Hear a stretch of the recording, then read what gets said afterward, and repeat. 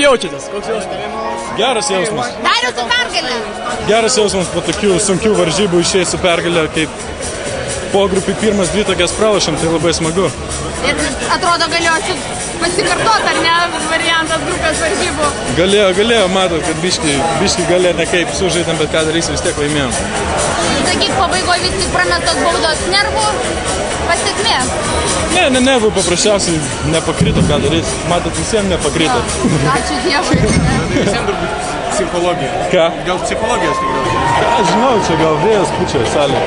Ar tai, galima sakyti, kad vis dėlto šiandien nugalėtojus lėmė būtent tie, kurie geriau nervus sutramdė, nes sako, kad čia taktiškai kažko nustebinti vieni kitų jau negalėjo.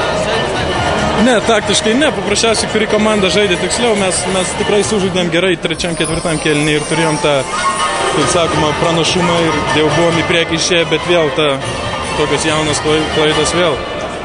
Jie susigrąžino, vos neišlygino. Ką darysi, kaip sakoma, pirmas čempionatas, norisi vis tiek žaidžiam kaip komanda. Visko būna. Toks žaidėjas esu.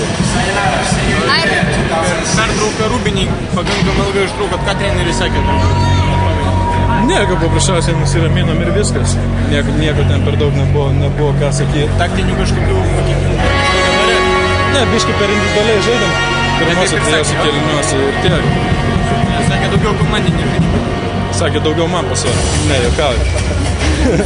Į dopingą kviečia? Ką? Jo.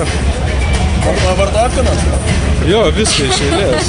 Tai aišku, kad ne. Koks čia klausimas. Linai, ar yra skirtumas su kokia ketvirtfinalį žaisti? Ar jau dabar svarbu amerikonų nebūtų? Dabar ar taip didelės komandos laukia, geros komandos, tai žiūrėsim, kaip seksis tenais.